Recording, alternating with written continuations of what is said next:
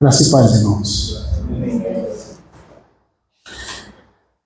Enquanto o Lucas cantava aqui, e o Espírito Santo, por meio dele, estimulava o amor, a devoção, eu me lembrei de uma vez que a gente estava junto com o irmão Gino, e lembrei com muito carinho disso.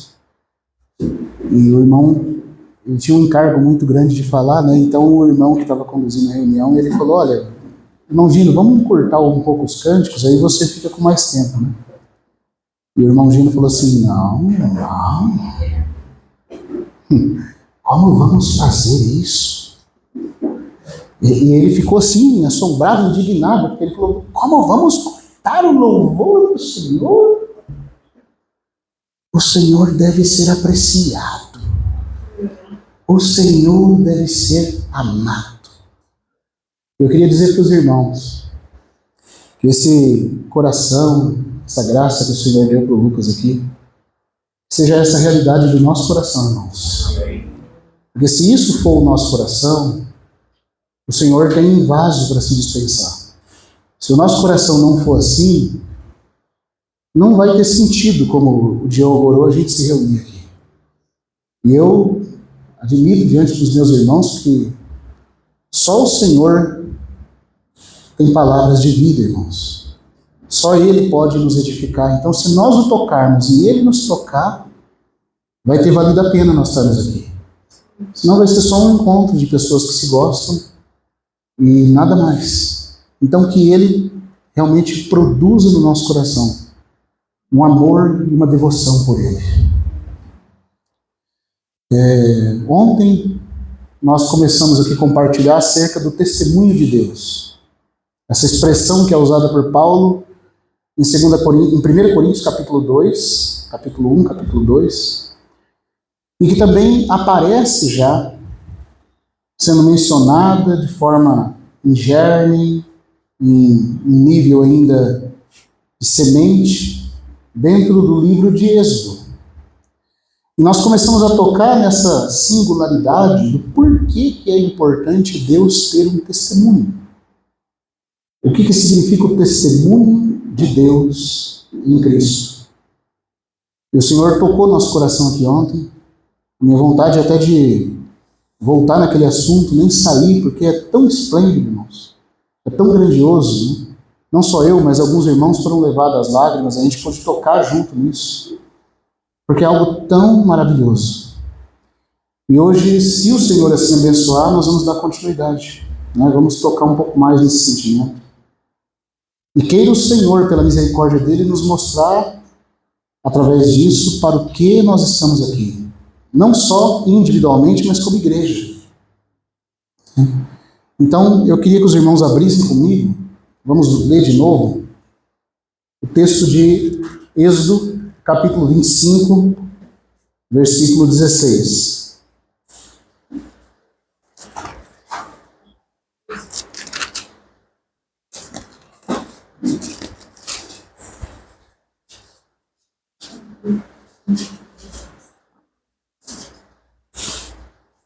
Êxodo 25, 16. Aqui o Senhor está falando com Moisés acerca da edificação do tabernáculo, da sua habitação, da sua morada, figura da verdadeira casa de Deus, que somos nós, o seu povo. E aí no versículo 16, ele fala algo acerca dessa arca. Não devemos confundir com a arca de Noé, é a arca de Moisés, a arca feita de madeira de acácia e revestida de ouro por dentro e por fora. E ele fala algo por onde a gente começou ontem a ver esse assunto. Estou lendo a versão textual, tá? Embora tenha uma palavrinha que eu não vou dar ênfase aqui, senão eu vou, como eu falei ontem, eu vou ser extremamente tentado a entrar nela e a gente não vai sair dela. Então a textual traz uma palavrinha que não tem nas outras Bíblias, eu não vou ler da forma precisa que está aqui por causa dessa palavra, porque ela é muito rica, muito ampla, e vou ler do jeito mais ou menos como está na João Ferreira, mas a versão que eu estou lendo é a textual, diz assim: E porás na arca o testemunho que te darei. Porás na arca o testemunho que te darei. Deixa eu perguntar para os irmãos, alguns estavam aqui onde já ouviram, o que foi que Moisés colocou dentro da arca? Precisamente aqui nesse texto, o que Deus está se referindo? Alguém pode falar? Oi? Os mandamentos. A gente poderia também chamar de, como é que é chamado esses mandamentos? Oi? As leis. Outro nome. As tábuas da lei. Mas irmãos, isso é precioso. E nós temos que tocar nisso, porque quando Deus fala uma coisa, tem um significado muito profundo. Por que o Senhor chamou a lei de testemunho? É isso que nós queremos considerar um pouco mais essa noite. Queria mais uma vez orar com os irmãos, que o Senhor nos dê graça. Pai, nós te agradecemos por estarmos aqui juntos. Como é precioso podermos ler sua palavra. Como é preciosa a comunhão da tua igreja, Senhor. Obrigado, Senhor, por estarmos aqui com os irmãos. Obrigado, Senhor, por ter trazido irmãos em segurança hoje. Por nos reunir para dentro do teu nome, debaixo da tua autoridade. Senhor, da graça e do frescor do teu Espírito. Senhor, fala a tua palavra ao nosso coração. Abençoa quem fala e quem ouve, de forma que seja o Senhor fazendo todas as coisas. Senhor, que nós possamos realmente, como foi orado e como foi cantado aqui, te tocar, Senhor. Que o nosso coração seja um coração aberto para o Senhor. Que o Senhor possa perfurar o nosso coração com a tua palavra e nos levar aos pés do Senhor. Muda-nos de verdade, não nos deixe ser o mesmo, Senhor. Não nos deixe ficar indiferente à tua palavra. Não nos deixe, Senhor, ficar indiferente ao teu toque, Senhor Jesus. Como é bom estarmos contigo e sermos teus, Senhor, e o Senhor ser nosso. Ó, Senhor, que maravilhoso esse amor. Senhor, eu quero pedir a Ti que o Senhor realmente cubra-nos nesse momento, nos dê um céu aberto e leve embora toda a artimanha de Satanás, toda distração, Senhor, todo tipo de confusão ou tipo de, Senhor, não abertura. Que o Senhor abra o nosso coração e glorifica Teu próprio nome. Faz a Tua obra em nós, porque ela é preciosa, Senhor. É o que nós Te pedimos no nome do Senhor Jesus. Amém. Então é muito precioso nós estarmos juntos para considerar junto essa questão, irmãos. Aqui eu fico muito feliz de conhecer irmãos que eu só conhecia, por exemplo, o irmão Carlos, só conhecia pelo WhatsApp, né? Está aqui o irmão Uzias, os irmãos de Penápolis que chegaram hoje, né, meus queridos ali, né, que estão podendo conhecer os irmãos aqui em Formosa, outros já conheciam, eu estou vendo outros irmãos que eu não conhecia ainda também, né? Estou tendo o prazer de vê-los, então é muito precioso nós estarmos aqui, que o Senhor nos dê realmente um céu aberto. Irmãos, essa palavra testemunho, vamos considerar ela aqui com cuidado, devagar. Ela vem de uma palavra que em grego é martíria, ou você pode chamar também de marturia. Porque o Y grego tem som de I, o iota. Então você pode falar martíria e martúria em grego. É da onde vem a nossa palavra em português, mártir. O que é um mártir? O mártir é aquele que dá testemunho, aquele que testemunha. E martíria é o testemunho. O que é um testemunho? É um fato evidenciado. É a revelação ou a confissão, a expressão de um fato concreto. Que muito precioso é isso, irmãos. Que o Senhor tenha chamado a sua lei de testemunho que eu te darei. Por que ele diz isso? Aonde que esse testemunho foi colocado, de acordo com o texto? Era para ser colocado aonde? Dentro da arca. Mas os irmãos sabem a história da lei dada por Deus a Moisés. Como é que isso começou? Então, eu não quero confiar só na minha memória, tem alguns textos muito precisos que eu gostaria de tomar até, percorrer com os irmãos algumas notas que eu tomei, para a gente poder ver isso de forma devagar, que o Senhor nos dê luz, tá? Vamos lá em Êxodo, capítulo 32.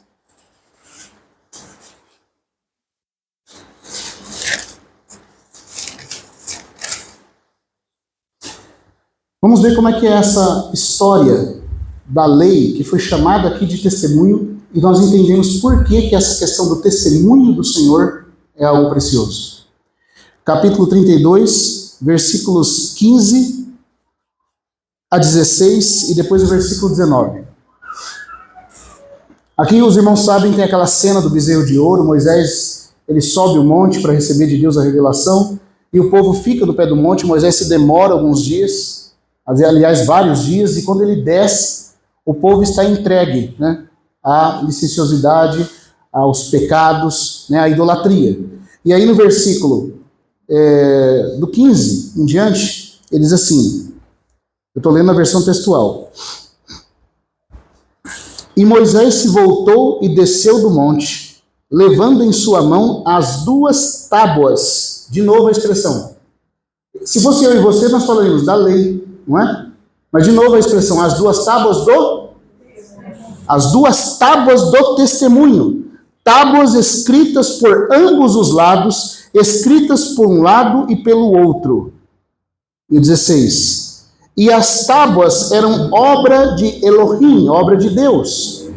E a escrita era escrita de Elohim gravada sobre as tábuas. Agora, para nós lermos um pouquinho adiante, versículo 19.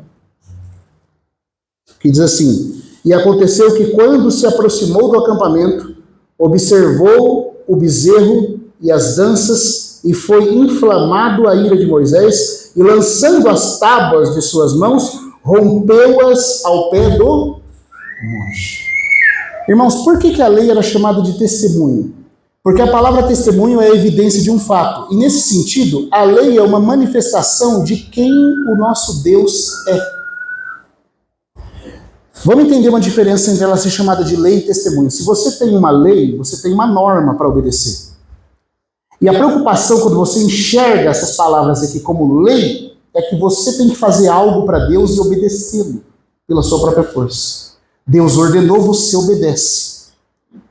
Mas Moisés, os salmistas e os profetas do Antigo Testamento, e por isso eles eram os vencedores do Antigo Testamento, aqueles que viviam a vida que Deus desejava, eles não enxergavam a lei primeiramente como um mandamento em pedra morta.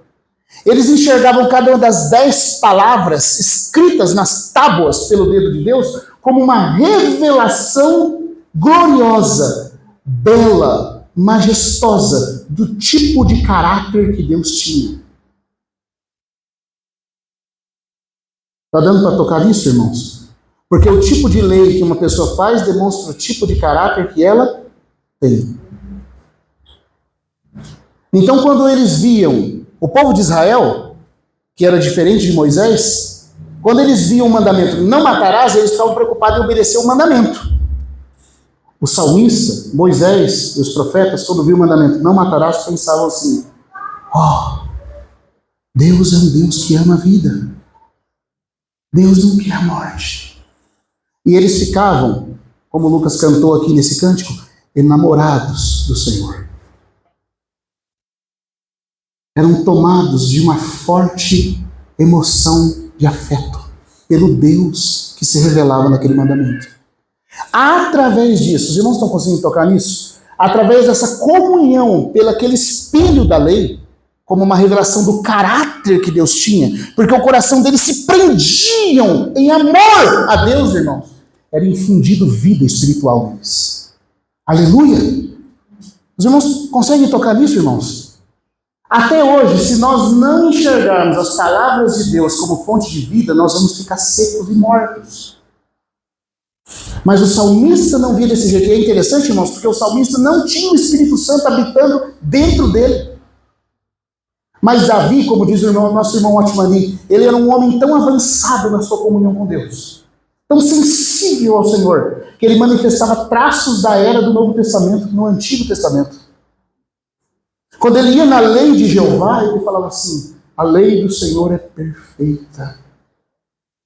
Por quê, irmãos? Porque ele via na lei um espelho da beleza do Senhor. E ele tirava tempo para contemplar o Senhor, para ver a beleza do Senhor. E sabe o que a lei chegava a ser para eles? A lei se tornava espiritual para eles. Nunca pense que a lei não tinha esse aspecto espiritual, porque Paulo vai dizer em Romanos 7, ele diz assim, ora, sabemos que a lei é santa, justa e... o quê? O que mais? Espiritual. Irmãos, para dar para tocar nisso, irmãos? Vocês estão conseguindo tocar nisso, entender isso? A lei se tornava um veículo de transmissão de vida espiritual para aquele que chegava a ela com o coração correto. Não com um desejo seco de simplesmente obedecer pela própria força, mas de ficar encantado com o tipo de Deus que estava dando aquela lei. A lei se tornava então o sopro vivo de Deus para o coração daqueles que o amavam. E por isso, se você ler, eu quero até pedir para os irmãos fazer isso, faça isso na sua casa, ao sair daqui. Leia o Salmo 119, aquele salmo de louvor à palavra de Deus, e perceba quantas vezes a lei é chamada de testemunho do Senhor. O testemunho do Senhor é porque a lei carregava, irmãos, para aquele que chegava a ela com o coração correto, um tipo de revelação espiritual que infundia vida e poder no coração daquele que amava a Deus e buscava de forma correta. Se nós não lemos a Escritura desse jeito, até a Bíblia vai ser enfadonha. Deixa eu dizer uma coisa para você, se você não tem prazer em ler a Bíblia, é porque o seu coração já se desviou desse contato com o Senhor há muito tempo. Eu não sei qual é a sua condição, mas o Senhor sabe essa noite qual é a condição de cada um. Que apreço nós damos à palavra. Então, para o salmista, para Moisés e para os profetas, a lei não era só um mandamento para ser obedecido. Ela era uma revelação que se convertia em uma transmissão espiritual do caráter de Deus para aquele que contemplava o Senhor nela. Então ela era o testemunho do Senhor, certo? Porque ela está evidenciando quem é o nosso Senhor. E a lei, então, Deus falou assim para Moisés, você vai pegar a lei e vai colocá-la, essas tábuas, na verdade, o testemunho, porque esse é o principal desejo de Deus. Deus não quer que nós nos acheguemos à sua palavra mortos, secos, sem realidade, sem busca. Ele quer que nós o toquemos, ele quer que nós o vejamos, que nós o contemplemos, que nós nos enamoremos. Não fica achando que essa palavra é muito feia para usar para Deus, não. Porque Deus não mediu palavras para falar do seu amor, dizendo a Israel que eles eram sua noiva, dizendo que ele os atraía como uma noiva no deserto para pôr neles uma aliança, em Oséias. Eu vi o irmão Atmani falando que o Cântico dos Cânticos só serve para aqueles que têm fortes paixões por Cristo. E também vi o próprio irmão Gino falando que o Senhor está enamorado de todos nós. Porque, irmãos, o nosso Deus é um Deus de afetos. É um Deus que quer ter um relacionamento. E se não for para isso, irmãos, nem a sua leitura bíblica vai ter proveito. Então nós temos que pedir ao Senhor para que nós o toquemos. Porque a palavra de Deus é primeiramente uma revelação do próprio Deus. Aí chega aqui, o que acontece nessa cena que a gente leu em Êxodo 19, Êxodo 32? Moisés recebe a lei para colocá-la, como Deus ordenou, atrás, dentro da arca. Porás ali o testemunho que eu te darei. Mas o que o povo estava fazendo? O povo que tinha dito para Deus no capítulo 19. Veja, Moisés está recebendo a lei, o povo está no pé do monte dizendo assim, tudo que o Senhor falou, faremos. E obedeceremos à voz do Senhor. Eles fizeram, irmãos? Não. Eles quebraram a lei. E porque eles quebraram a lei no coração e na conduta deles, a ira de Moisés se inflamou e Moisés quebrou as tábuas da lei, que era para ser testemunho, mas foi vista por ele só como lei. E o que acontece? Quando Moisés quebrou, estava querendo dizer o seguinte, se vocês não guardaram no coração, não tem sentido guardá-la inteira, se ela não está no coração de vocês. Então ele quebra a lei. Isso é uma figura para mostrar para nós que a nossa carne não consegue obedecer a Deus. Israel fracassou em guardar. O homem, o velho homem, sempre vai desobedecer ao Senhor, porque a carne não está sujeita à lei de Deus, nem mesmo sequer pode estar, como diz Romanos. Então Moisés quebrou as tábuas. Só que aí, o que acontece depois? Vamos seguir a sequência aqui. O que acontece logo depois, lá no capítulo... Vamos lá agora para o capítulo 34.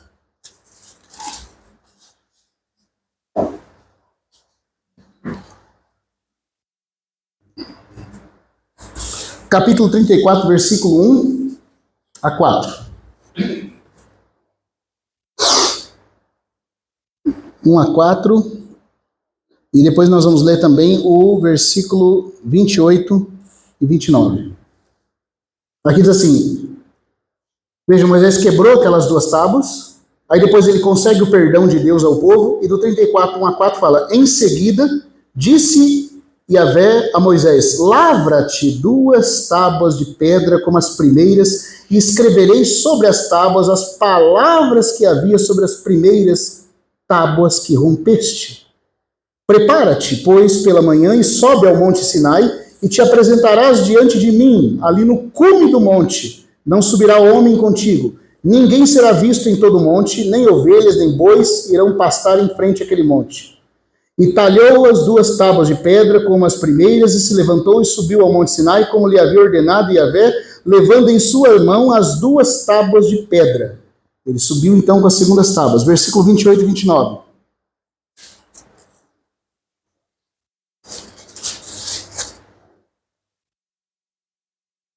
E ele esteve ali com Yahvé 40 dias e 40 noites, sem comer pão, nem beber água, e escreveu sobre as tábuas as palavras do pacto, as 10 palavras. E ao descer Moisés do monte Sinai, as 2 tábuas estavam na mão de Moisés, como quando desceu do monte. Não reparou Moisés que a tez de seu rosto resplandecia por haver falado com ele. Então, Moisés agora desce com essas 2 tábuas novas, e o que vai acontecer com elas? No final da edificação do tabernáculo, no capítulo 40 agora, ele finalmente vai cumprir aquela ordem que Deus deu. Vamos lá no capítulo 40.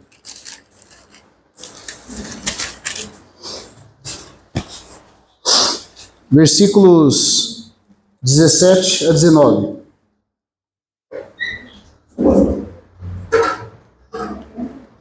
E aconteceu no 1º mês, o 2º ano de haver saído do Egito na lua nova, o tabernáculo foi erigido. E Moisés fez levantar o tabernáculo e assentou as suas bases e colocou os seus morões e meteu os seus travessões e fez levantar as suas colunas e estendeu a tenda sobre o tabernáculo e pôs a cobertura da tenda em cima, tal como Yahvé havia ordenado a Moisés. E tomou e pôs o quê? O que está escrito aí? O testemunho dentro da arca. Que testemunhas são as 2 segundas tábuas de pedra? Ele colocou dentro da arca e colocou as varas na arca. Então aqui, irmãos, olha que interessante. Há uma figura linda aqui. As primeiras tábuas, o homem na carne quebrou. Mas a segunda foi colocada dentro da arca. A arca guardou as tábuas que o povo quebrou. Isso é muito precioso. Por quê? Porque isso é uma realidade que nós vamos enxergar. A arca, irmãos, com 2 materiais, madeira e ouro, é uma figura de quem? Do Senhor Jesus Cristo. Porque é madeira e ouro, natureza humana e natureza divina. Então aquilo que o homem quebrou na força da sua carne, foi colocado dentro da arca. A arca guardou o que Israel quebrou. Sabe o que significa, irmãos? Que só o Senhor Jesus é capaz de guardar a lei de Deus. Só o Senhor Jesus é capaz de guardar o que nem um homem, nem Israel, nem gentil, nenhum de nós é capaz de guardar o que Deus ordenou, mas o Senhor Jesus é. Então as tábuas foram colocadas dentro da arca e elas foram preservadas ali. Esse é o testemunho de Deus. E sabe por que isso é precioso? Porque se nós entendemos que a arca é uma figura de Cristo e que ela está guardando a lei, e a lei é o quê? Conforme a gente viu, uma revelação de quem Deus é. De quem Deus é. Isso significa que Deus só foi realmente manifestado e revelado de verdade em quem? Assim como a arca foi aquela que guardou a lei que o povo levou Moisés a quebrar, isso significa que o Senhor Jesus é o único capaz de conter em si a revelação de quem Deus é. Está dando para entender? A arca guardou a lei. O Senhor Jesus guardou o testemunho de Deus.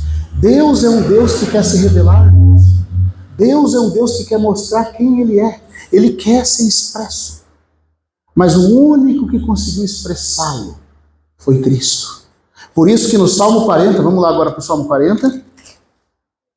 Vamos ver a profecia do Salmo 40.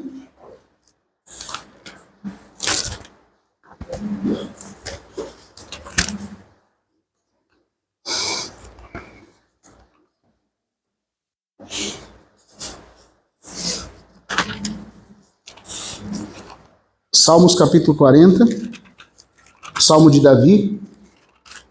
Lembrando que esse salmo aqui ele foi escrito 1000 anos antes de Cristo, antes do Senhor Jesus vir em carne.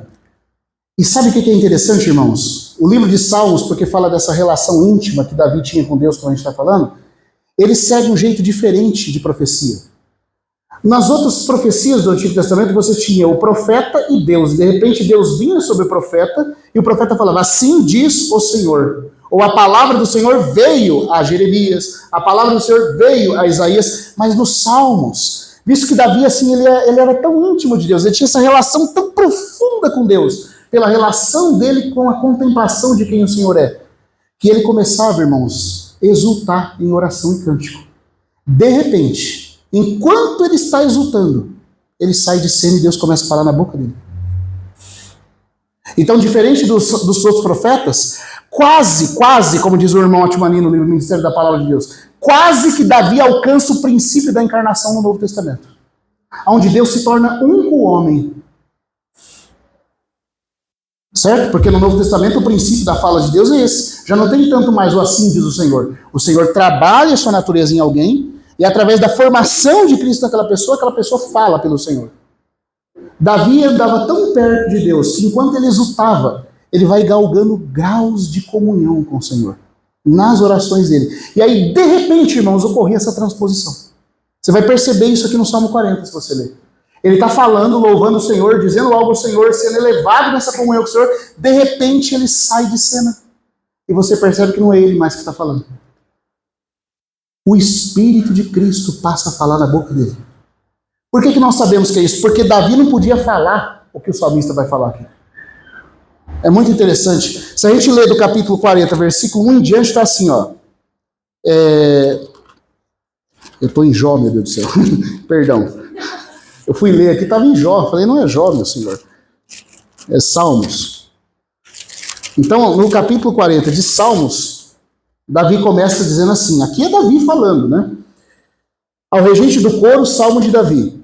Pacientemente esperei por Yahvé e se inclinou para mim e ouviu o meu clamor. Fez-me subir do poço do desespero, do lodo lamacento, assentou meus pés sobre uma rocha e firmou meus passos. Logo pôs em minha boca um cântico novo, louvor ao nosso Elohim. Você está percebendo que ele está exultando em Deus pela ação de Deus na vida dele.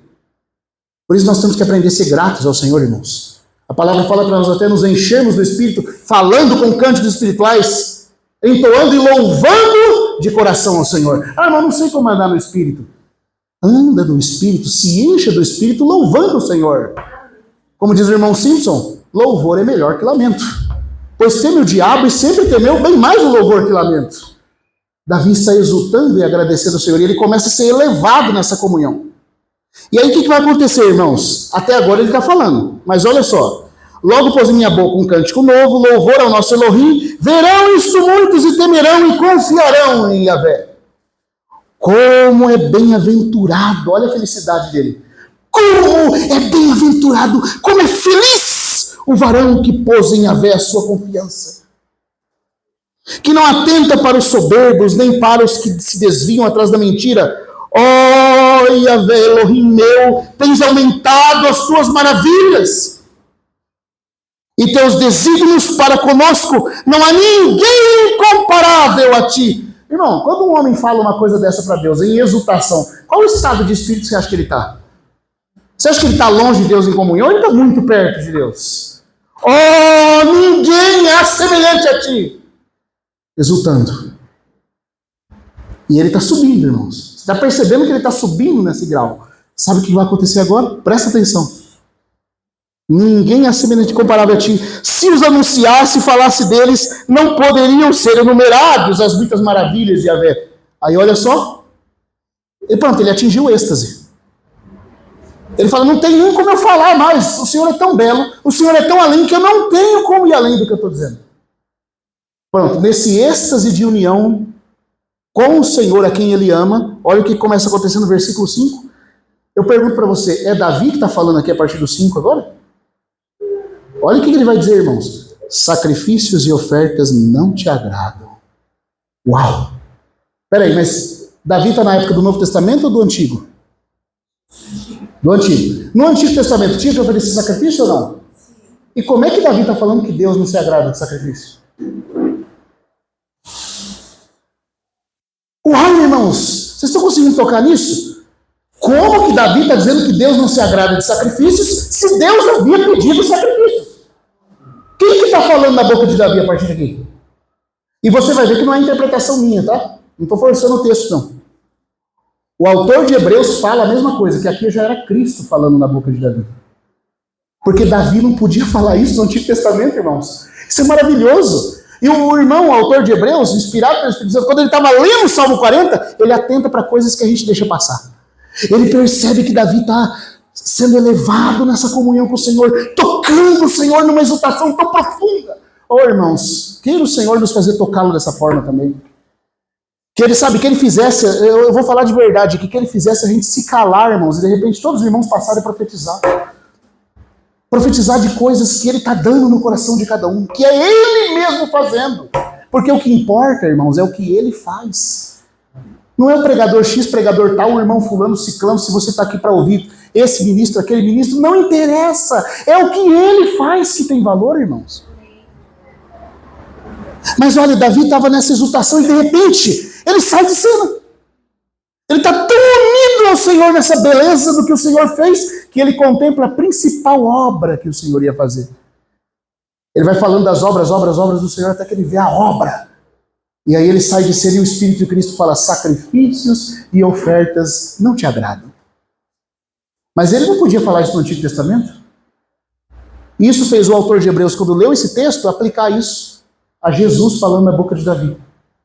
Vocês vão ver, vocês vão ler comigo. Aí ele fala assim, sacrifícios e ofertas não te agradam, mas me preparaste um...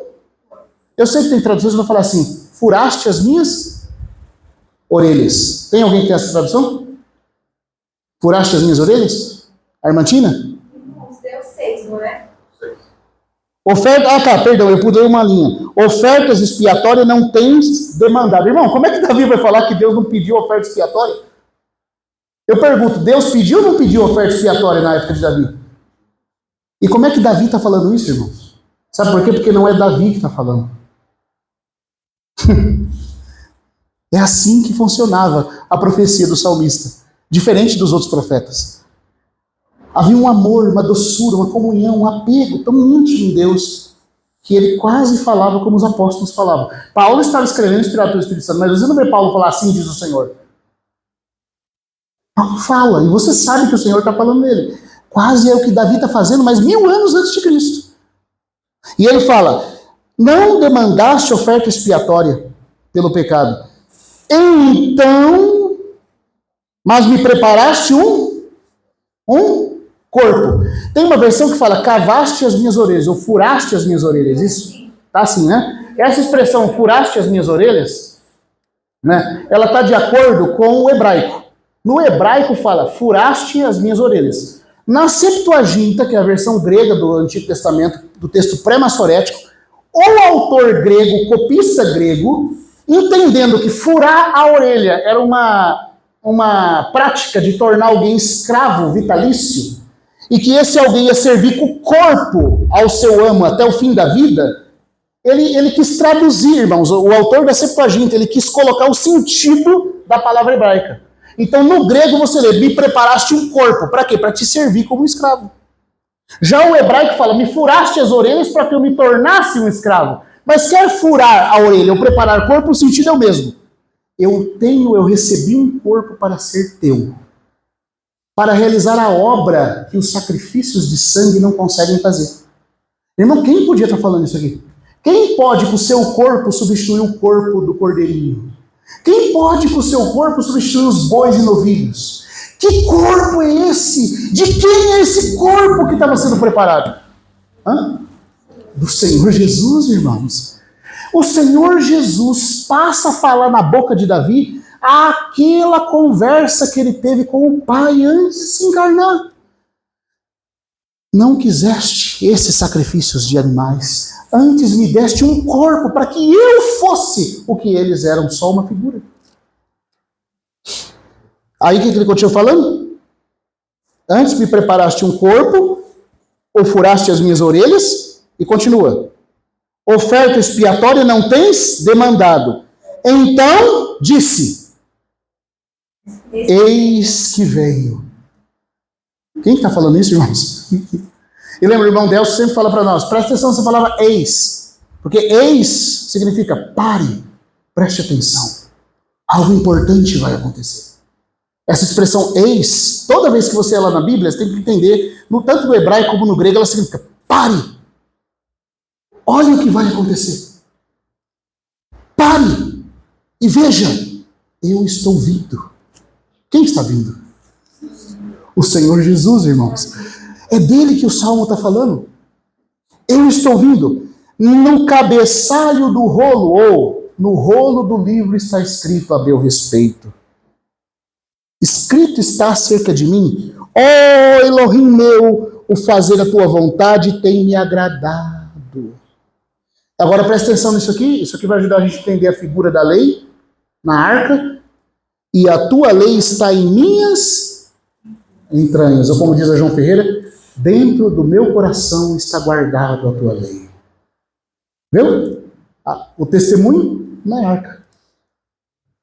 Porque o Senhor Jesus foi o único homem, irmãos, que viveu nessa terra de tal forma que ele realmente mostrou quem era o Pai. Por isso, quando ele estava terminando o seu ministério, em João 17, ele fala, eu glorifiquei o teu nome, consumando a obra que me deste a fazer. Então, assim como a lei foi guardada dentro da arca, a revelação real de quem Deus era, nem a lei de Moisés era a revelação real. Essa lei, que era uma figura de Cristo, que guardou o testemunho de Deus na sua vida. Ele exibiu quem era Deus, irmãos. Pela primeira vez, Deus foi visto como realmente Ele é. Sabe, irmãos, isso tem que tocar o nosso coração. Que Deus está preocupado em se mostrar como realmente Ele é.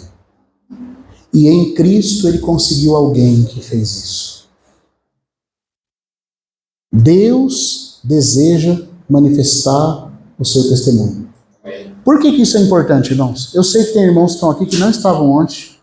Eu vou falar algumas coisas hoje, talvez lendo alguns versículos que a gente não leu ontem.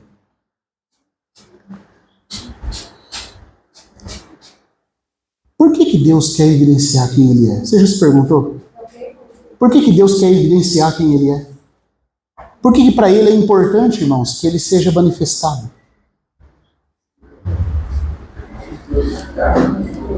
Primeiro, no aspecto positivo, porque Deus é amor. E Ele é trindade. E a trindade é a causa de todas as coisas. Inclusive a possibilidade de Deus amar é porque Ele é trino. Porque se Deus não fosse trino, Deus não saberia o que é amar. E se Deus não fosse trino, você não saberia o que é amor. Porque primeiro você não existiria. Porque Deus não ia ter nenhum senso de que seria bom ter mais pessoas do que as 3 pessoas. Da onde que vem em Deus a percepção de que será bom se relacionar? O fato dele ser triuno. Portanto, como a gente viu ontem aqui, irmãos, eu vou repetir, a trindade não é um assunto de livro velho de teologia, para ficar guardado e empoeirado. Nada, como diz nosso irmão Gino, é mais prático do que a trindade. Porque, na verdade, primeiro o aspecto positivo desse testemunho de Deus. Aquela frase do irmão C.S. Lewis que fala assim, em Deus não existe carência a ser satisfeita, somente existe uma fartura que de tão rica deseja se repartir. Deus não precisa de nada e nem de ninguém, Ele é perfeito e absoluto em si mesmo. Mas há na natureza de Deus a percepção do que é amar, porque Ele é amor. Mas por que Ele é amor, irmãos? Porque antes dele amar, Ele é 3 pessoas para que haja um relacionamento de amor. Porque o pai sempre teve o filho a quem amou, o pai sabe o que é amar. Você já percebeu que nos países muçulmanos, nos estados totalitários, são todos muçulmanos, por quê? Porque o Deus deles é Alá, e Alá não tem mais ninguém além dele. Então é tudo totalitarismo, é tudo egoísmo. Ninguém se importa com o bem do próximo. Mas no cristianismo nós aprendemos a considerar o próximo. Por quê? Porque Deus é amor. E Deus é amor porque Deus é trindade. Porque Deus é Pai, Filho e Espírito Santo, Deus sabe o que é amar, irmãos. O Pai sempre teve o Filho a quem amou. Então o Pai sabe que será bom amar. O Filho é o amado que ama, o Pai é o amante que ama e o Espírito Santo é o amor entre o Pai e o Filho. E por causa disso, irmãos, Deus cria todas as coisas. Deus cria todas as coisas. Só é possível ter família, casal, marido e mulher, porque Deus é amor. Porque o senso de que o amor é bom só existe porque Deus amou primeiro. Só existe filiação e relacionamento de amor entre um pai e um filho, porque no pai e no filho, na trindade, é assim. Está dando os irmãos tocar nisso, entender isso? Então, Deus quer manifestar quem Ele é, porque não há nada mais glorioso do que isso, irmãos. E se a sua vida não é para esse tipo de vivência, essa experiência, até a sua vida humana é pobre, destituída de sentido. Quantos pais não sabem ser pais? Ah, mas eu dou tudo para o meu filho, mas não sabe ser pai, porque não aprendeu com o pai. Quantos filhos dão problema porque não aprenderam com o filho, que é ser filho? E muitas vezes não há amor no relacionamento porque não conhece o Espírito Santo, que é amor. Então, por um lado, Deus quer manifestar quem Ele é porque não há nada mais glorioso do que Ele. Mas, por outro lado, a gente também viu isso ontem, eu estou passando por alto aqui, para chegar num ponto que eu queria falar que não deu tempo de falar antes. Por Deus ser amor, que o Senhor nos dê graça, irmãos, porque eu sinto que isso aqui é tão profundo, que se eu não tiver a ajuda dele, eu não consigo falar. Por Deus ser amor, embora eu falei ontem, mas com o que eu quero tocar aqui, eu preciso da ajuda do Senhor, eu quero confessar aos irmãos que eu preciso da ajuda dele para isso. Por Deus ser amor, Ele só pode criar de forma condizente com o seu próprio caráter. Ele poderia, como a gente viu ontem também, não ter criado nada de forma consciente, de forma relacionável, de forma volitiva, tendo vontade.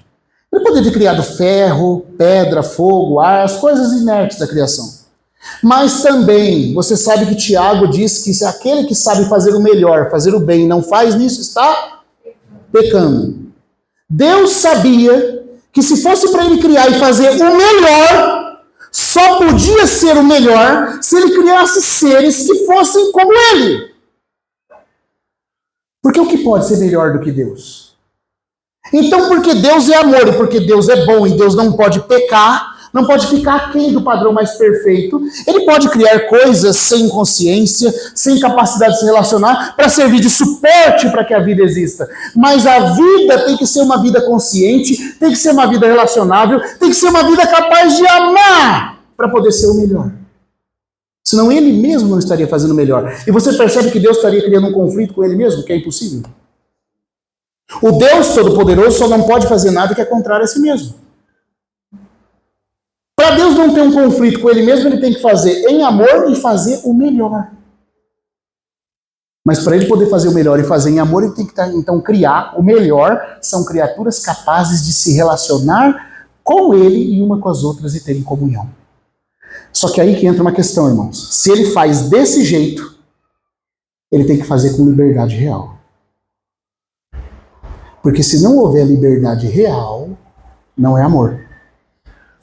Como a gente falou ontem, aquele exemplo que o irmão Gino dava, as bonequinhas do Japão que a pessoa aperta o botão, ela fala, te amo. Deus não quer boneca do Japão. Deus quer pessoas capazes de amá-lo de verdade. Mas para poder amá-lo de verdade tem que provir de liberdade de coração, você está entendendo? Mas para ter liberdade de coração tem que ter liberdade de escolha. E para ter liberdade de escolha tem que ter arbítrio.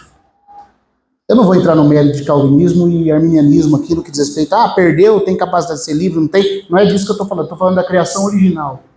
Da liberdade com a qual ele dotou a princípio as criaturas. E aí o que acontece, irmãos? Quando ele dá essa liberdade, por ser real, tem que ser a possibilidade de amá-lo ou não. E você sabe que isso ocorre. O que ocorre aí? E é aqui que a gente começa a tocar. E eu queria pedir para os irmãos, por favor, permaneça no estado de vigilância. Eu sei que alguns irmãos estão cansados por causa da viagem. Mas eu não quero que Satanás roube essas coisas dos irmãos. E quando a gente toca nessas coisas profundas, irmãos, Satanás ataca a nossa mente.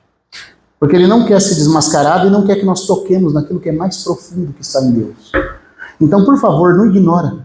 Tá? Põe atenção nisso que a gente vai colocar aqui.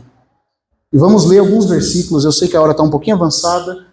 Eu prometo não me esticar muito. Se a gente não concluir hoje, a gente vai amanhã. Mas vamos devagarzinho. Põe atenção nisso aqui. Quando Deus cria com real possibilidade de escolha, ele tem que criar permitindo que ele possa ser rejeitado.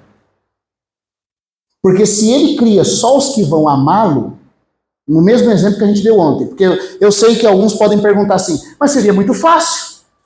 Nós estamos passando toda essa tremenda situação de mal, de catástrofe, pecado, rebelião no homem, no diabo, as coisas estão tão desorganizadas porque houve uma rebelião. Seria fácil então para Deus que é onisciente, por que ele não criou só os anjos que iam obedecê-lo? Por que ele não criou só os homens que vão obedecê-lo? Seria mais fácil. Por que o Deus que é amor e todo-poderoso permite o mal? Essa é uma dúvida que atormenta a mente das pessoas, dos filósofos, dos pensadores. Por que o Deus que é todo-poderoso permite o mal? Por que ele não fez só as coisas no perfeito equilíbrio da obediência daqueles que obedeceram? Ele sabia, por exemplo, que Satanás ia cair, ele sabia que Adão ia fracassar, ele sabia que tem muitos incrédulos que o rejeitam. Por que ele não criou só os que vão obedecê-lo? Pouparia muito problema, não é verdade? A gente pode pensar assim às vezes. Satanás, principalmente se uma tragédia, uma desgraça acontece na sua vida, como o mundo interpreta desgraças, coisas ruins que nos acontecem, você mesmo também tentado pelo diabo a pensar, cadê Deus? Cadê o amor de Deus? Por que o mal aconteceu? Por que eu perdi aquele ente querido com câncer? Por que eu tenho que passar essa doença? Por que aquela pessoa que era boa morreu de acidente? Por que Deus permite que Satanás faça tanta maldade, que nem eu falei para os irmãos ontem, lendo num jornal, né, eu fiquei sabendo, Paulinho comentando comigo, daquela mulher que disse que tinha perdido o filho, roubado dela num ponto de ônibus. Depois foi ver o desfecho da história, ela não tinha perdido o filho, ela tinha matado a criança, porque a criança estava chorando. A criança chorou, e com uma monstruosidade de treva no coração, irmãos, aquela mãe foi capaz de sufocar a criança e tirar a vida dela. E depois, sem sentir nada, foi lá e para sair inocente fingiu que alguém tinha roubado a criança. O que é capaz, irmãos, de ser, sabe, de chegar a um ponto desse de maldade? Senhor, por que o Senhor permite tudo isso? A questão aqui é a seguinte, irmãos. Se Deus não tivesse possibilitado que as criaturas de livre vontade o rejeitassem, ele teria criado um conflito com ele mesmo. Ele não estaria agindo de acordo com o amor, porque o amor tem que dar liberdade real. E no exemplo que a gente deu ontem, se um professor vai e chega numa sala e fala assim, olha, vai ter uma avaliação aqui, tem 50 alunos na sala, vocês vão dizer se vocês confiam em mim, eu sou um bom professor ou não. Eu vou pegar essas avaliações e levar para a coordenação da escola. Aí 25 alunos votam a favor dele, 25 contra. Ele sai da sala, ninguém está vendo o que ele está fazendo, passa em casa antes de ir para a coordenação do outro dia, ele queima todas as avaliações que foram contra ele e só apresenta as que foram a favor. Aí, baseado nisso, a coordenação é efetiva como professor. O que aconteceu? Ele evitou problemas, aparentemente. Ninguém está sabendo que ele não deu chance, mas ele sabe que ele não deu chance real. Se Deus aniquilasse todos que ele sabe que vão rejeitá-lo, está dando para entender, irmãos? Ele teria criado um conflito com ele mesmo. Porque ele saberia eternamente que ele não foi realmente no sentido de dar liberdade verdadeira, condizente com o amor.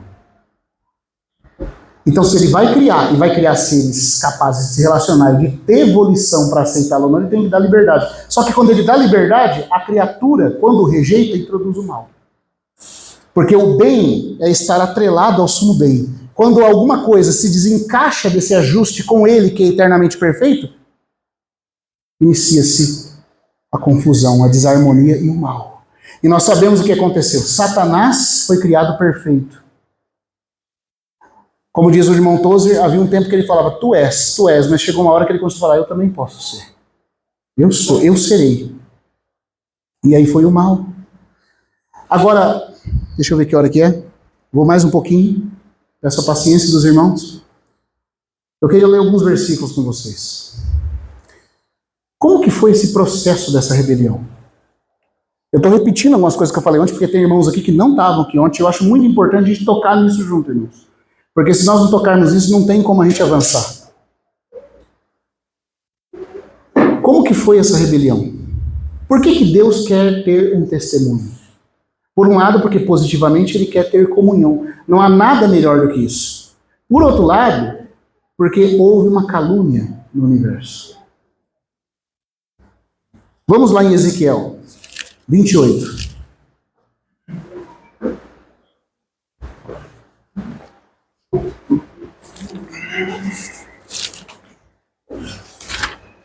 Ezequiel 28, do versículo 14 em diante.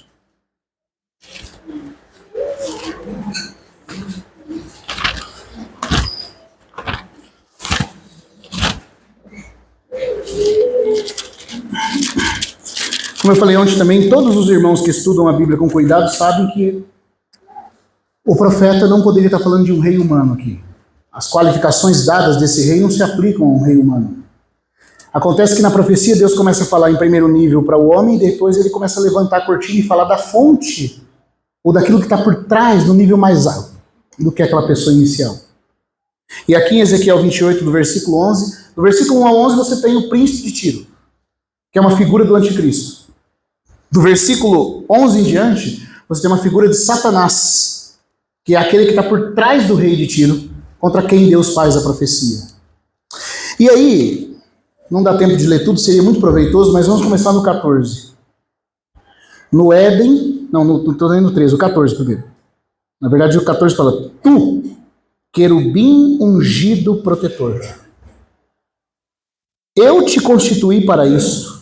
A ideia aqui do querubim protetor, ou querubim que cobre, é a figura do querubim que está na arca da aliança, na tampa da arca, onde Deus descia fazendo da arca o seu trono de misericórdia. E o querubim ficava ali como que cobrindo a glória. Isso fala que esses seres, os querubins, têm proximidade imediata à presença de Deus. Satanás então ocupava, como querubim ungido protetor, uma alta patente de intimidade muito perto do Senhor, coisa que não é dado a todos os anjos na hierarquia divina. Gabriel, por exemplo, se apresenta para Zacarias falando assim, eu sou Gabriel que assisto diante de Deus. Não é todo anjo que tem esse privilégio. De acordo com a Bíblia, são 7. O livro de Enoque fala o nome de 4. Nós não sabemos o nome dos outros 3, mas Gabriel é um deles. Tanto pelo livro de Enoque, como pelo livro de Lucas, você sabe que Gabriel ocupa essa patente alta de um anjo. Mas além dos anjos, os querubins não só estão diante para executar a ordem, mas estão do lado, cobrindo a glória. E aí Satanás ocupava esse posto e diz assim, tu, querubim da guarda, ungido, para isto te constituí. Num santo monte de Elohim estiveste, em meio das pedras de fogo passeavas, perfeito eras em todos os teus caminhos, está vendo que é tudo passado, nos teus caminhos, desde o dia em que foste criado, até que se achou, o quê? Em ti, maldade. Como é que se deu essa maldade, irmãos? Aí Deus vai descrever o processo.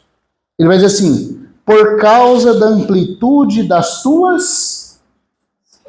Algumas Bíblias põem comércio, por causa da multiplicação dos teus comércios. Não é uma boa tradução. Tanto o irmão Pember fala no livro As Eras Mais Primitivas, que no hebraico a palavra é outra, como a textual aqui foi mais feliz e traduziu perfeito. A palavra que é contratações. E a ideia dessa palavra contratação no hebraico é a seguinte. Você lembra quando Absalão se revoltou contra Davi? E o que ele fazia? Ele se colocava na porta da cidade. E quando alguém vinha ter uma causa para ser julgado, ele falava assim: a tua causa é boa. Mas o problema é que você não tem ninguém que te ouça da parte do rei. Aí ele suspirava alto. Se eu fosse governante dessa terra. É que eu não tenho chance para mostrar do que eu sou capaz. Se eu fosse governante, você teria alguém que julgaria a sua causa. E a Bíblia fala que desse jeito ele comprava o coração dos filhos de Israel. Não fala? Essa palavra, ele comprava ou ele seduzia, é a mesma palavra no hebraico, é para contratações. Isso indica, irmãos, que a rebelião de Satanás não foi uma coisa que durou um dia, que durou um momento. Aqui fala que ele teve, me perdoa ficar de pé, que eu me empolgo, né? Se eu ficar de pé, que os irmãos não espantam, não. A questão é o seguinte, irmãos. Satanás, como Lúcifer, querubim protetor, ele começou a olhar para a sua beleza. Primeiro ele enganou o seu próprio coração, mentindo para si mesmo. Se eu pudesse, eu teria algo melhor. Eu seria melhor se eu pudesse subir um pouco mais. Depois aquilo que ele começou a pensar no seu próprio coração, não ficou só no coração dele. Ele começou a falar para os outros. Porque é a mesma palavra usada para Absalão, é a mesma atitude que Absalão fez, foi a que Lúcifer fez em relação às milícias do céu. Ele começou a dizer assim: se vocês me dessem voto, eu poderia mostrar que existe um caminho melhor do que esse que Deus está propondo. E foi multidão de contratação. Agora, irmão, sabe o que é interessante? Eu pergunto para você, Deus não sabia disso?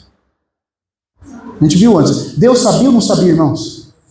Antes de Lúcifer ser criado, Deus sabia ou não sabia que ele ia fazer tudo isso? Enquanto ele estava fazendo isso, essas contratações, Deus sabia ou não sabia? E por que o Senhor não esmagou ele igual uma formiga? Ou simplesmente não desintegrou, só com um pensamento? Por que Deus permitiu essas contratações, essas calúnias, mentiras? Mentiras, irmão. A mesma mentira que ele contou no céu para os anjos tem a mesma natureza do que ele fez na terra, porque ele também chegou para ela e falou assim: é assim que Deus disse? Não comereis de toda a árvore do jardim?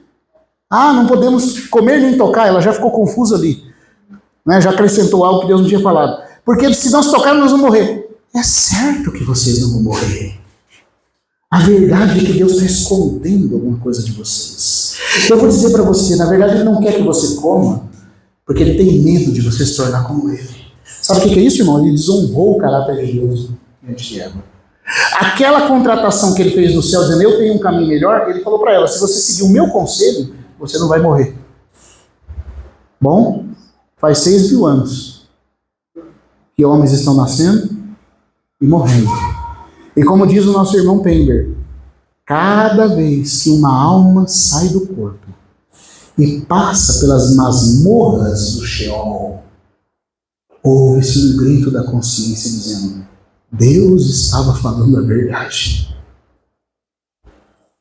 Quem está falando a verdade nessa história? O diabo ou o Senhor nosso Deus?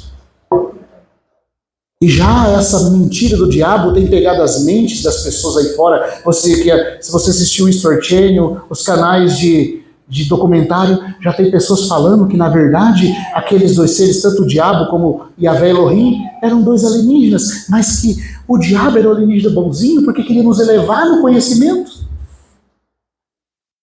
A serpente contando o paradigma dela. O ponto que eu quero chamar a atenção dos irmãos aqui é multidão de contratações e sedução para o engano. E por que, irmãos, que Deus não esmagou Satanás, não acabou com o mal, desintegrou tudo na hora? Por quê? Oi? Porque, vamos lá, como a gente falou ontem, se um candidato político, ele dá um jeito de tirar o outro de cena, tirando a vida dessa pessoa, o que dá a entender para as pessoas que vão fazer o voto? Que o outro adversário realmente tem alguma coisa que pode comprometê-lo. Se Deus desintegrasse Satanás quando ele começou a levantar essas dúvidas acerca do caráter de Deus, ou desintegrasse como uma formiguinha, irmãos, Deus podia fazer isso. Todos os outros anjos e criaturas eram candidatos a virar diabo, a também desconfiar, porque nunca seria sanada a dúvida se Deus estava ou não falando a verdade. Como Deus não é um covarde, como Deus não tem culpa no cartório, como Deus não deve nada, Ele não tem medo de permitir. Porque o único jeito de você calar alguém que está mentindo a seu respeito é você deixar que aquilo com o tempo apareça para saber quem estava falando a verdade.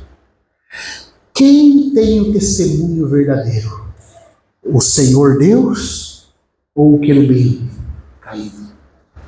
Então, quando Satanás começou a propor as suas ideias entre as milícias dos anjos e outras criaturas celestes, o nosso Deus, que poderia ter desintegrado essa criatura rebelde, é como se Deus falasse: eu topo. Você vai ter um tempo, então, para mostrar do que você é capaz. E se eu sou ou não isso que você está dizendo. Irmãos, nós temos visto, não temos? Faz 6.000 anos que a humanidade tem visto do que o diabo é capaz. Te convenceu? Que lado você ficou nessa história? Eu pergunto para os irmãos aqui, irmãos, quem estava falando a verdade? Por quem você se decidiu? Você não viveu 6.000 anos desde Adão até aqui, mas só na sua vida já deu para ver o que o diabo é capaz de fazer? Você viu ou não? Foi suficiente ou precisa mais? Quando você liga o jornal e as mortes, as tragédias acontecem, foi suficiente ou não? Eu pergunto para os irmãos, o nosso Deus merece confiança ou não? Quem estava falando a verdade? O Senhor nosso Deus está falando a verdade, irmãos. Satanás é um mentiroso, um falso. Faz 6.000 anos que almas estão morrendo, irmãos. Porque esse ser sem misericórdia mentiu. E cada alma que sai do corpo entrando nas masmorras sinistras do Hades, ele dá risada.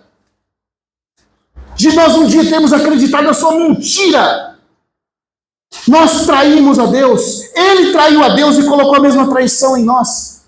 Mas Deus tem que permitir, você está entendendo? Porque só assim vai ficar provado quem Deus é. Mas não só Deus permitiu para que nós pudéssemos ver as trevas dele. Quando esse querubim fez isso, deixa eu falar uma coisa aqui para os irmãos. Existe uma hierarquia nas regiões celestes em relação aos anjos. Não dá tempo de falar hoje, já estou com o tempo aqui avançado, talvez a gente fale amanhã, tá? Me dão mais 10 minutos só e eu prometo que eu paro. Os irmãos vão poder descansar. Mas, irmãos, isso é muito precioso, a gente tem que tocar nisso, porque mais cedo ou mais tarde, essas dúvidas e mentiras vão entrar até no seu próprio coração. Quando você estiver passando uma situação de treva, de angústia, a primeira coisa que vai surgir na sua cabeça é: onde está Deus quando eu preciso dele? Por que Deus está permitindo isso comigo? Saiba, essa é a voz do diabo caluniando Deus em você, como ele fez com Adão e Eva e com os anjos. Ele não parou, irmãos, ele é diabo, o caluniador. Então ele nos acusa diante de Deus, porque é um homônimo, na verdade, a palavra diabo. Tanto significa acusador como caluniador. Ele acusa-nos diante de Deus e calunia Deus diante de nós. Que ele seja desmascarado essa noite. Amém. E que o testemunho do Senhor seja glorificado no nosso meio. Amém. Eu senti até uma leveza a mais depois que a gente chegou nesse ponto. Porque parece que o inimigo, irmãos, não parece não. Ele não tem interesse de que nós toquemos nessas coisas. Porque ele gosta de operar nas sombras. Mas o Senhor Jesus o expôs. O Senhor Jesus o venceu. E sabe como é que foi isso, irmãos? Nessa hierarquia celeste, quando esses seres estavam ouvindo as contratações de Lúcifer, e Deus calado. Sabe o que aconteceu? Agora eu quero ler com os irmãos alguns versículos, esses 10 minutos, seria tempo, para a gente ver essa questão. E aí eu vou usar textual, porque infelizmente as traduções que a gente tem aqui não traz essa palavra que é importantíssima e só aparece na tradução da textual. Vamos em Isaías capítulo 6. Vamos começar por ali.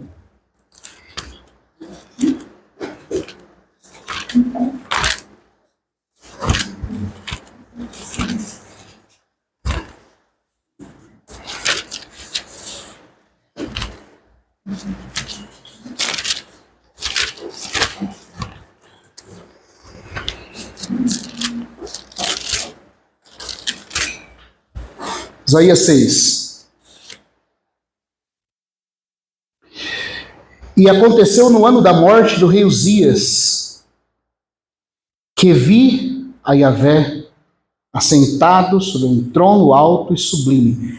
Esse trono alto e sublime aqui no santuário não é o santuário terreno de Jerusalém, é o santuário celestial no céu.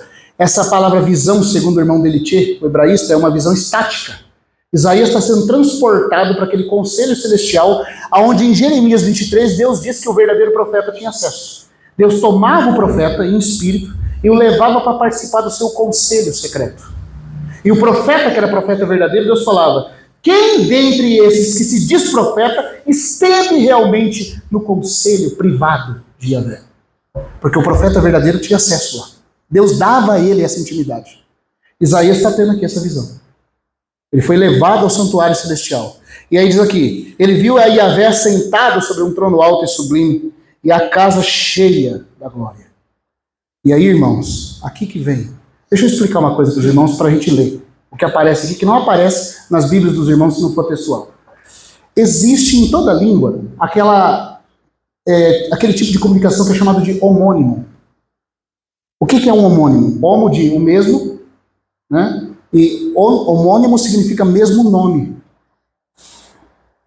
A mesma palavra, a mesma pronúncia. Então, homônimo é quando você fala uma coisa que carrega mais de um significado. Eu vou dar um exemplo aqui, tá? Me perdoe, mas é o único exemplo que me vem na mente, deixa eu ilustrar para os irmãos. Quando teve a época aí do chamado regime militar, aqui no Brasil, não acredito que foi um regime, como falam, mas eles chamam de regime militar, de ditadura militar. Então teve alguns que eram a favor do comunismo que foram exilados para fora do país. Vocês não sabem disso, cantores até famosos aqui no nosso meio hoje foram exilados. Esses artistas, né? Esse povo do amor, né? Foram exilados. E aí eles tinham que fazer uma comunicação, isso é chamado de forma dialética de comunicação. É uma palavra que você fala de forma esotérica para dentro e exotérica para fora. Você dá um sentido a ela para fora, para o povão, mas para o povo de dentro você fala querendo dizer outra coisa. Geralmente os homônimos são usados por isso. Aí tinha uma música que cantava, vou usar só um exemplo aqui, cantava assim, acho que era o Gilberto Gil que cantava, ele falava assim: Pai, afasta de mim esse cálice. Ó, era o Chico Buarque? Obrigado, irmão, eu nem sei quem é que cantava. Mas você percebe o quê? Quando ele fala assim, Pai, afasta de mim esse cálice, para fora, quem não está entendendo que ele está falando de quê? Pela pronúncia ser cálice, cálice. O cálice lembra a paixão de Jesus no Getsemane. E parece que ele está falando de Jesus, falando para o Pai, afasta de mim esse cálice. Mas o que ele está dizendo para o grupo de dentro e para quem participa da milícia? Com a mesma palavra, com o mesmo som.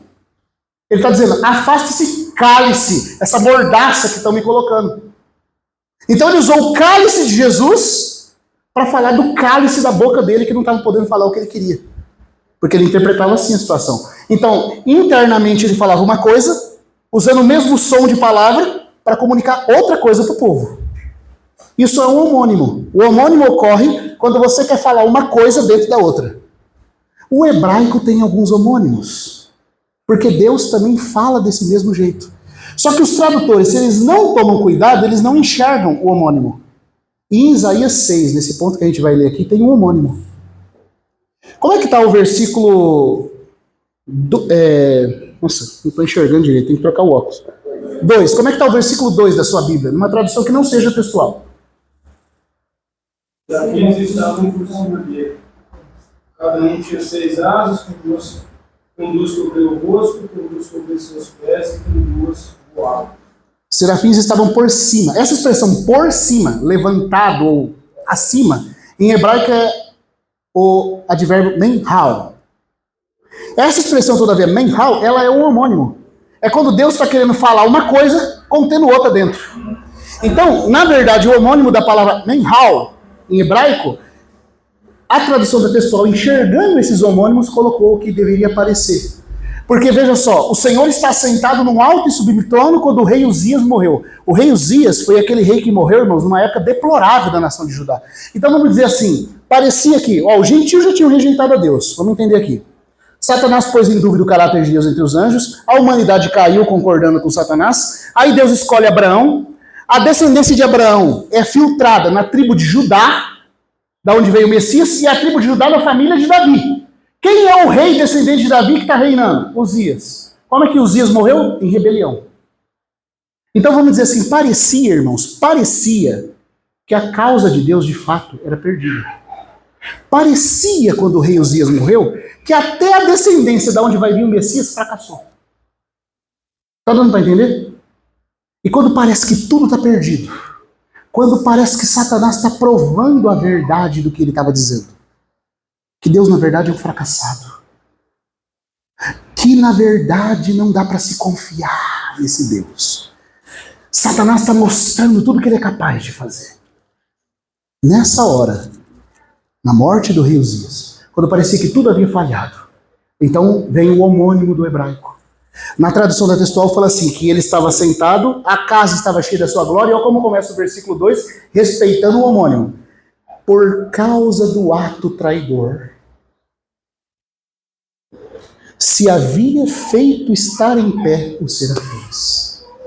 Irmão, isso aqui é tão tremendo. Sabe por quê? Na hierarquia celeste, o serafim ocupa o posto mais alto. Eles estão diante do trono, voando como beija-flor. Eles voam sem parar diante do trono. A palavra seraf em hebraico significa queimar. Eles contemplam a Deus na perfeição de Deus com vários olhos, porque quanto mais perto de Deus você está, mais visão você tem real das coisas. Então eles estão cheios de olhos, por dentro e por fora. E conforme eles contemplam o Senhor, eles queimam de amor, adorando o Senhor, sem parar. O querubim vem logo abaixo, ele está abaixo do trono, ou como Satanás era um querubim ungido, diante do trono também. Não é todo querubim que está diante do trono. Se você ler Ezequiel capítulo 1, o querubim fica abaixo do trono, puxando o carro, o trono de Deus. E abaixo do querubim e do serafim, que tem o posto mais alto, você tem os tronos dos anciões de Apocalipse. Esse é o primeiro coro da hierarquia celestial. É o nível mais alto de autoridade e glória. Satanás era um querubim e ele começou a fazer as suas contratações, irmão, envenenar desde os céus até chegar na família real de Davi, a sua queda. Quando ele tocou no trono de Davi, por onde o Messias viria, parecia que ele estava provando e conseguindo fazer tudo o que ele queria. Mas por causa daquele ato traidor, quando o querubim começou, irmãos, a mentir acerca de Deus, dizendo que Deus não era o que Deus era, havia uma classe de seres no topo que não caíram. Eu queria, irmãos, eu queria ter eloquência ou capacidade para fazer você se impressionar com isso. Quando você está sendo acusado, é muito ruim você ter que se defender. Se pessoas te conhecem de verdade, elas vão tomar seu partido. Isso indica que realmente você pelo menos tem alguma coisa de fidelidade. Sejam outros os lábios que te louvam e não o seu próprio, não é o que está escrito? Então, quando Satanás começou a colocar em dúvida o caráter de Deus, o querubim caiu, sabe o que acontece? Quando o querubim traiu, por causa do ato traidor, os serafins se levantaram. Esse é o contexto da adoração seráfica. E os serafins começaram a gritar o quê? Satanás dizia, Deus é mentiroso, Deus é culpado do mal, Deus não é digno de confiança, ele não tem o melhor caminho. E o que o serafim começou a fazer sem parar? Santo, santo, santo, santo, santo. E a Bíblia fala que eles olhavam para Yahvé e um para o outro e gritavam, santo, santo, santo é Yahvé Tsebaoth. Toda a terra não está cheia de ruína. Nós vemos melhor, portanto nós vamos fazer calar a mentira de Satanás. Toda a terra está cheia da sua glória. Aleluia, irmãos. O conselho privado da hierarquia celestial, ali Deus começou a ser vindicado. Os serafins tomaram partido de Deus. Não só eles, os 24 anciões também. Porque eles são anjos eleitos. Eles usam uma coroa, conforme eu tenho falado nas lives que eu tenho feito de Apocalipse, que em grego é Stéphanos. Essa palavra Stéphanos, nosso irmão Lang fala, que é uma coroa que indica que eles foram aprovados dentro de uma competição ou de uma prova. Eles não se rebelaram. Então, no topo da hierarquia, alguns tomaram partido de Deus. Eu queria dizer para você que nós nos unamos ao coro seráfico. Santo, santo, santo é Yahvé Sebaot. Bendito seja o Senhor, irmãos. Quando o diabo começou a mentir, falando, Deus não é digno de confiança. Eu tenho o melhor caminho. Aqueles serafins falaram, não. O Senhor não é isso. O Senhor é santo. O Senhor é santo. E eles são mais dignos de confiança porque eles estão mais perto do trono. Quem vê mais é mais digno. Aleluia. Quem vê mais é mais digno. Só que aí o mais maravilhoso de tudo, essa palavra, esse homônimo, ele não aparece só aqui. Eu quero mostrar outros lugares. Isso aqui que não deu tempo da gente ver ontem. Me perdoe, irmãos, vocês não vão me ver aqui depois mais. Só amanhã, esse fim de semana. Aí os irmãos podem não gostar de eu ter alongado muito, mas a gente, né, me tolere um pouco mais. Não é todo dia que eu venho aqui. Né? Então vamos só mais um pouquinho que eu quero mostrar outros lugares onde esse homônimo ocorre. Eu não sei se você já viu isso na textual, se você tem a tradução da textual, essa excelente tradução que respeitou isso. Mas ele vai ocorrer, sabe aonde a primeira vez? Lembra que esse menhal significa acima, ou levantando. Mas dentro dele tem essa expressão, esse segundo significado que é por causa do ato traidor. Deus está falando duas palavras em uma. Querem dizer que sim, eles se levantaram, mas se levantaram por causa de um ato traidor. Sabe onde ela ocorre a primeira vez? Gênesis 22. Vamos lá?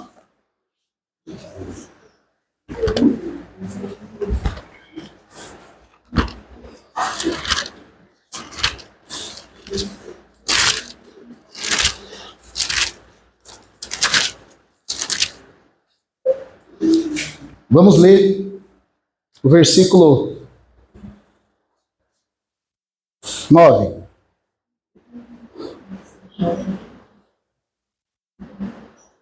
Os irmãos sabem, Abraão e Isaac sobem junto ao monte. E quando Isaac pergunta, eis aqui lenha e o fogo, cadê o cordeiro, pai? E Abraão fala, Deus proverá para si o seu cordeiro. Aí o texto continua, versículo 9. Diz aí, chegaram ao lugar onde Ra Elohim lhe havia dito, e Abraão construiu ali um altar e preparou a lenha, atou o seu filho Isaque e o colocou sobre o altar na lenha, e por causa do ato traidor, Abraão estendeu a mão. Interessante, irmãos. Essa palavra aparece aqui. E por causa do ato traidor, Abraão vai ter que matar o seu filho. O que Deus está querendo dizer com isso? Que o custo da traição vai ser o pai entregar o seu filho. Está dando para entender? Deus precisa de criaturas que tomem o seu partido pelo seu testemunho. Mas o custo de preservar essas criaturas já começa aqui mostrando. Por causa do ato traidor, o pai vai imolar o filho. Porque você sabe que Deus estava olhando para esse ato aqui, vendo ele entregando Jesus, porque a montanha é a mesma. Você sabe que o Calvário fica em cima do Moriá? Aquilo que Abraão fez 2000 anos antes de Cristo vir, era Deus Pai vendo o seu filho ser entregue. E o homônimo aparece aqui no hebraico. E por causa do ato traidor, Abraão estendeu o cutelo para matar seu filho. Ô irmãos, se isso aqui não toca o nosso coração, eu não sei mais o que vai tocar, não. Qual foi o preço da traição? O pai teve que bolar o seu filho. Porque através disso, Deus seria vindicado nos seus direitos. Nós sempre pensamos que a redenção foi principalmente por causa de nós. Nós somos pecadores, Jesus veio morrer, nos salvou. Sim, isso é uma verdade. Mas nós esquecemos dos direitos de Deus que foram desonrados. E que Cristo precisava vindicar, você está entendendo? Porque Satanás dizia assim, Deus não é digno de confiança. E ninguém ama a Deus de verdade. Eu vou te provar, como no caso de Jó. Ninguém te ama de verdade. Ninguém te dá o que você merece se você tirar tudo dele. Pele por pele, e a hora que o homem estiver morrendo, ele vai blasfemar na tua cara. Mas veio o Senhor Jesus. E quando Jesus morreu na cruz, irmãos, nas primeiras 3 horas, não era por causa de nós que ele estava sangrando. Nas últimas 3, sim. Quando as trevas caem sobre a terra. Estava tomando o nosso lugar como oferta pelo pecado. Mas nas primeiras 3, ele estava dando a Deus aquilo que a criatura deveria ter dado. Aquilo que Deus merecia ter recebido de honra e nunca recebeu de ninguém. Ele estava amando a Deus com a sua vida e com a sua morte, para calar para sempre a mentira de Satanás. Bendito seja o Senhor Jesus. Ele expressou o testemunho de Deus. E Deus já estava falando que esse seria o jeito. Sabe por quê? Quando Satanás começou a fazer tudo isso, a gente viu ontem. Essas mentiras que ele tenta fazer até hoje, só que agora já está julgado todas essas mentiras. Só cai nelas quem não quer enxergar a cruz. Então, talvez esses serafins que tomaram o partido do Senhor, todos os anjos que estão aprendendo também têm dúvidas, o Senhor não vai fazer nada? E a maravilha das maravilhas. Satanás havia feito tudo o que ele tinha conseguido fazer. E aí, Senhor? O Senhor vai fazer o quê? Do ponto de vista só imediato, era para Deus agora pegar e julgar, porque não tem mais o que fazer. Mas aí Deus fala, agora eu vou mostrar o que eu sou capaz de fazer. E a gente falou ontem, o irmão Stanley Marshall poetizou de forma tão linda, né? Quando ele canta, até os serafins, com 3 pares de asas sentiram um tremor naquele momento. Porque em vez de o Senhor destruir tudo, o que ele fez, irmãos? Ó maravilha das maravilhas e surpresa das surpresas. Quando ele levanta, tira a coroa, fala, agora eu vou mostrar o que eu sou capaz de fazer. Glória a Deus. E ele vai descendo, irmãos. E vai se diminuindo, se diminuindo, se diminuindo, se diminuindo, até se tornar um zigoto santo. Ele mostrou o que ele foi capaz de fazer. Satanás mostrou o que era capaz de fazer. E o nosso Deus mostrou o que ele é capaz de fazer. Ele é capaz de sangrar pelos seus inimigos. Ele vindicou. Porque o diabo falava, Deus é mau, Deus é isso. Mas aí veio Jesus, como Pedro fala em Atos 10. E andou por toda parte fazendo o quê? O bem. Qual é o único jeito de você provar que você não é mau? Fazendo o contrário do que estão dizendo. E Jesus fez o bem. E de forma injusta foi levado na cruz. Mas quando ele foi levado de forma injusta lá, ele expôs a injustiça do diabo. E agora, irmãos, vocês estão entendendo o peso disso, a glória disso? Toda a criação vai poder ver quem de fato é Deus. E quando João vê Cristo pregado na cruz, ele diz, Deus é amor. Você está entendendo? Deus é amor. Essa é a mensagem que ouvimos dele. Deus é luz, não há nele treva nenhuma. Isso é o que nós anunciamos. Deus é amor. Porque a cruz então se torna agora. Depois da cruz, agora Deus pode julgar o mundo. Porque ninguém vai poder se desculpar dizendo que não conheceu o amor. Você pode falar, então por que depois da cruz ele já não pôs fim no mal? Porque agora não basta para Deus a glória dele, ele ter esmagado Satanás de forma pessoal. Ele quer reproduzir essa vitória, sabe em quem? Em quem, irmãos? Em cada um de nós. À medida que nós vamos concordando com Deus, nós vamos também expondo o diabo e julgando ele. Até que chega uma hora que o Deus da paz esmagará debaixo dos nossos pés a Satanás. Então aqui é a primeira vez. Eu vou mencionar mais 2 e a gente para, tá? Vamos lá em Êxodo 25, naquele texto que a gente tinha lido também.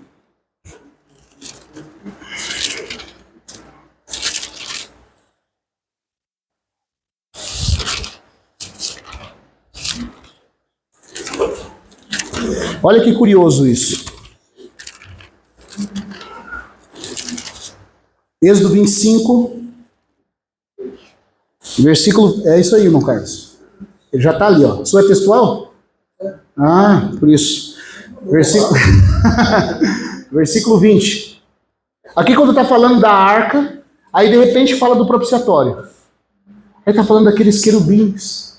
Aqueles que não se rebelaram, que Satanás é um querubim que se rebelou, mas teve outros que não se rebelaram. E esses querubins que estão feitos de ouro sobre a tampa da arca, eles vão ficar numa posição. Mas olha o que vai dizer aqui, ó. Vamos ler do 19 em diante primeiro. Serão feitos os 2 querubins de ouro, cópia do querubim celestial. Serão feitos um querubim numa extremidade e outro querubim na outra extremidade. Do propiciatório mesmo farei surgir os querubins sobre as suas 2 extremidades.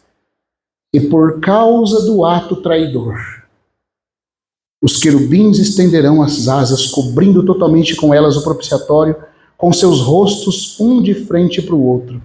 Os rostos dos querubins estarão olhando para si mesmo, não para o propiciatório. O que acontecia no teu propiciatório, irmão? Uma vez ao ano, o que acontecia sobre a tampa do propiciatório? O sumo sacerdote aspergia o sangue. Então o querubim não olhava para ele olhava para o sangue.